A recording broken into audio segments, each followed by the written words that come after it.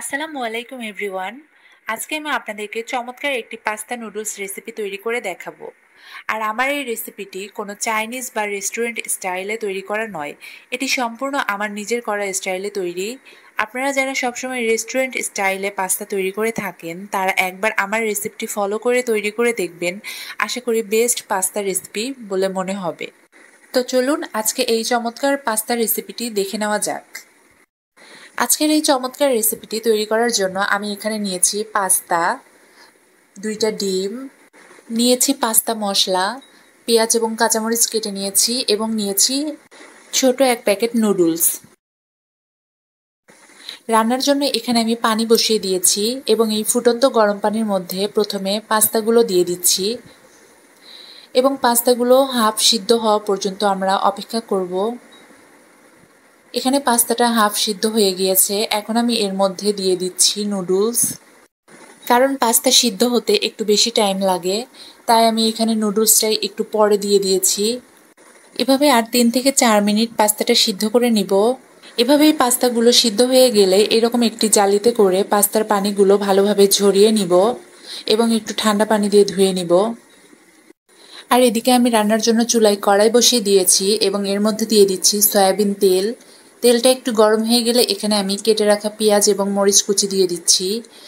এখানে আমি 3-4টা পেঁয়াজ কেটে নিয়েছি এবং 4-5টা মরিচ কেটে দিয়েছি।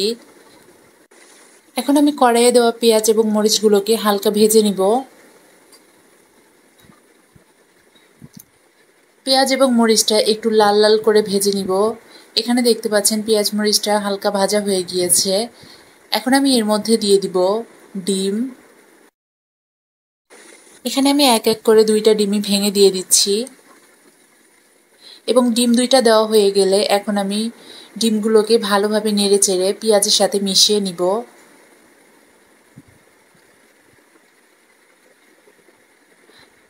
আর এ পর্যায়ে এর মধ্যে আমি দিয়ে দিচ্ছি হলুদের গুঁড়ো। হলুদের গুঁড়ো এখানে আমি একদমই অল্প পরিমাণ ব্যবহার করছি, যাতে করে পাস্তায় সুন্দর একটা রং আসে। এবং এর মধ্যে আমি একদমই অল্প পরিমাণ লবণ দিয়ে দিচ্ছি, কারণ পাস্তা মশলায় এমনিতেই লবণ থাকে। এখন আমি এগুলোকে ভালোভাবে নেড়ে দিয়ে ডিমগুলোকে একদম ঝুরি ঝুরি করে নিচ্ছি এবং ডিমগুলো ঝুরি করে নেওয়া হয়ে গেলে এখন আমি এর মধ্যে 1 প্যাকেট ম্যাগি মশলা ব্যবহার করছি। এতে করে পাস্তায় খুব ভালো একটা ফ্লেভার পাওয়া যাবে।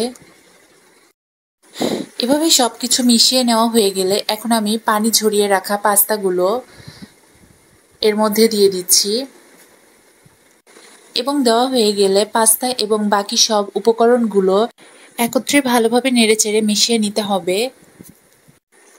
এভাবে সবগুলো উপকরণ একসাথে মেশানো হয়ে গেলে এখন আমি এর মধ্যে দিয়ে দিব পাস্তা মশলা। আমি এই পাস্তা নুডলসে মোট 3টা মশলা ব্যবহার করেছি। তার মধ্যে 1 প্যাকেট প্রথমে দিয়েছিলাম আর এখন বাকি 2 প্যাকেট পাস্তা মশলা দিয়ে দিচ্ছি। মশলাগুলো দেওয়া হয়ে গেলে এখন আমি আর 2 থেকে 3 মিনিট পাস্তাগুলোকে খুব সুন্দরভাবে নেড়েচেড়ে ভেজে নিব।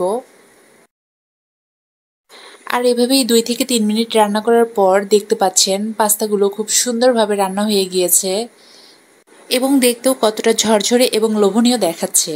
আর আপনারা দেখতেই পেলেন আমি রেসিপিটিতে কোনো ধরনের বাড়তি মশলা বা উপকরণ ব্যবহার করিনি, একদমই সামান্য কয়েকটি ঘরোয়া উপকরণে তৈরি। এখানে রান্না শেষে পাস্তাগুলোকে আমি একটি প্লেটে তুলে নিচ্ছি। আপনারাও মজাদার এই পাস্তা নুডলস রান্না শেষে এভাবে গরম গরম পরিবেশন করুন। দেখবেন ভিন্ন স্বাদের এই এগ পাস্তা নুডলস রেসিপিটি ছোট থেকে বড় সকলেরই খুব বেশি পছন্দ হবে। এরকম আরও চমৎকার এবং নতুন সব রেসিপি পেতে এখনই আমার চ্যানেলটি সাবস্ক্রাইব করে রাখুন এবং ভিডিওটি ভালো লাগলে অবশ্যই লাইক কমেন্ট করে পাশে থাকবেন।